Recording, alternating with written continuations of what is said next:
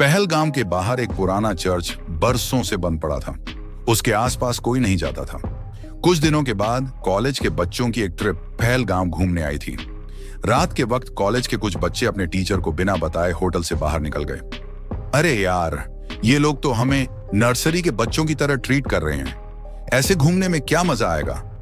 और नहीं तो क्या, यहां जाना है वहां नहीं जाना है, ऐसे करो वैसे करो, खाने का टाइम हो गया, सोने का टाइम हो गया। सोचा था लड़कियों के साथ मौज मस्ती करेंगे, मगर लड़कियों को तो दूसरे होटल में ठहरा दिया। यहां अकेले दीवारों के साथ सर फोड़ो।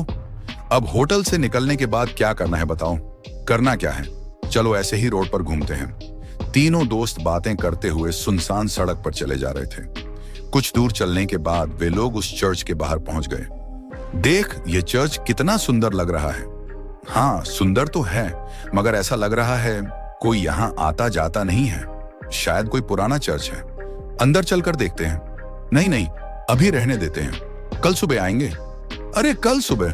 कल तो हमारे साथ प्रोफेसर वगैरह सब रहेंगे। वे लोग हमें खुद से दूर नहीं जाने देंगे। अभी चलते हैं ना, रात या दिन क्या फर्क पड़ता है। हाँ, वैसे भी हम लोगों के पास मोबाइल में टॉर्च तो है। बोरिंग सी ट्रिप में थोड़ा सा एडवेंचर हो जाएगा। राहुल का मन नहीं था, मगर अजय और विजय के कहने पर वह उन लोगों के साथ उस चर्च के भीतर दाखिल हो गया। चर्च के अंदर जगह जगह झाले लगे हुए थे। जैसे ही मोबाइल की लाइट से उस चर्च के भीतर थोड़ी सी रोशनी हुई, चमगादड़ उड़ते हुए चर्च के बाहर निकल गए। लगता है ये बहुत टाइम से बंद है, तभी तो चमगादड़ ने यहाँ पर डेरा जमा लिया। यार, मुझे ये जगह कुछ ठीक नहीं लग रही है। हम लोग चलते हैं यहाँ से।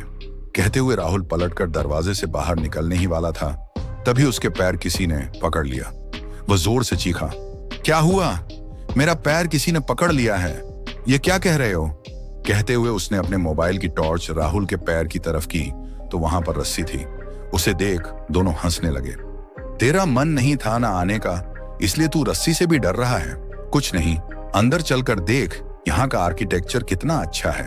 कहते हुए वह उसका हाथ पकड़कर उसे अंदर ले गया। वे तीनों चर्च घूम ही रहे थे कि अचानक चर्च की लाइट जलने बुझने लगी। अरे यहाँ पर लाइट कैसे आ गई? मुझे कुछ ठीक नहीं लग रहा। हम लोग यहाँ से चलते हैं। कहते हुए वो अपने दोनों दोस्तों के हाथ पकड़कर दरवाजे के पास गया, मगर अचानक ही दरवाजा बंद हो गया। तीनों दरवाजा खोलने की कोशिश कर रहे थे, मगर दरवाजा नहीं खुल रहा था। अरे ऐसे कैसे हो सकता है? अभी तो यह दरवाजा खुला था, किसने बंद किया? प्लीज हमें डराने की कोशिश मत करो। कोई और रास्ता होगा यहाँ से निकलने का, ढूंढकर वहां से निकल जाते हैं। कहते हुए अजय जैसे ही पलटा, दहशत के कारण उसकी आंखें फटी की फटी रह गईं। उसने देखा उसके सामने एक चुड़ैल खड़ी हुई थी। वह अपनी बड़ी बड़ी लाल आंखों से उन लोगों को घूरने लगी। यह क्या बला है? भागो यहां से! जैसे ही राहुल ने उन लोगों को भागने को कहा, वह चुड़ैल धुआं बनकर गायब हो गई। अब ये कहां गई? अजय और राहुल उसे इधर उधर ढूंढने लगे। तभी उन्होंने देखा कि विजय जमीन पर रेंग रहा था। उसकी आंखें चुड़ैल की तरह ही लाल थीं, चेहरा पूरा सफेद और हाथ पैर की चमड़ी जली हुई थी। उसे देखकर वे दोनों डर गए और चीखते हुए वहां से बाहर निकलने की कोशिश करने लगे, मगर उन्हें चर्च से बाहर निकलने का कोई रास्ता नजर नहीं आ रहा था। दोनों डरकर एक कोने में खड़े थे। विजय छिपकली की तरह रेंगता हुआ उनकी तरफ बढ़ा और उन्हें अपनी जीभ लपलपाता रहा। कभी विजय का चेहरा नजर आता तो कभी उस चुड़ैल का। हमने तुम्हारा क्या बिगाड़ा है?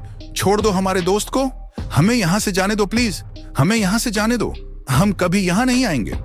कहते हुए राहुल ने उस चुड़ैल के आगे हाथ जोड़ लिया। चुड़ैल उसे देख मुस्कुराने लगी। उसने राहुल का हाथ पकड़कर उसे अपनी ओर खींचने की कोशिश की, मगर राहुल के हाथ में गुरुद्वारे का पवित्र कड़ा था। उसे छूते ही चुड़ैल को तेज झटका लगा और वह जमीन पर गिर गई, और वह चुड़ैल धुआं बनकर विजय के शरीर से बाहर निकल गई। विजय बेहोश जमीन पर पड़ा था। अजय उसको होश में लाने की कोशिश करने लगा। विजय जल्दी उठ जा, हमें यहां से निकलना होगा। विजय प्लीज उठ जा।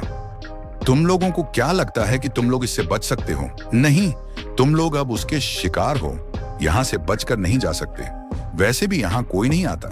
यहां गलती से कोई जानवर भी आ जाता है तो वह उसे नहीं छोड़ती। फिर तुम लोग तो इंसान हो, तुम लोगों का मरना तय है। मगर ना जाने क्यों मुझे आज ऐसा लग रहा है कुछ अलग होने वाला है। फादर कुछ और कह पाते उससे पहले ही चुड़ैल ने अजय का गला पकड़ लिया। उसकी सांसें घुटने लगी। वह कातर नजरों से राहुल की तरफ देखकर चिल्लाकर बोला, राहुल, चले जाओ यहां से, भागो।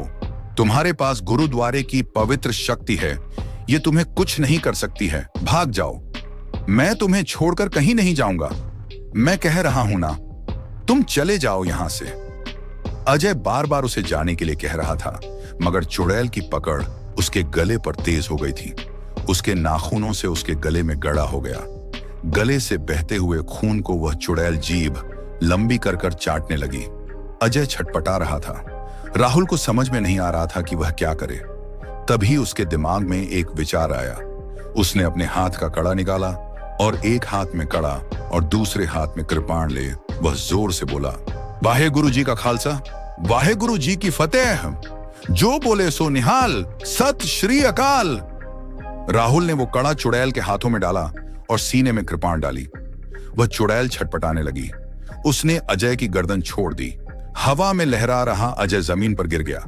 उस चुड़ैल के सीने से काला गाढ़ा सा जीव पदार्थ बह रहा था। विजय अभी तक बेहोश था। राहुल को मदद चाहिए थी, मगर उसके पास मदद के लिए कोई नहीं था। उसकी नजर यीशु की मूर्ति पर पड़ी। हे यीशु, मुझे तेरी प्रार्थना नहीं आती है, मगर तेरे घर में शैतान तेरे बंदों पर कैसे हावी हो सकता है? हमारी मदद करो। कहते हुए उसकी आंखों में आंसू आ गए।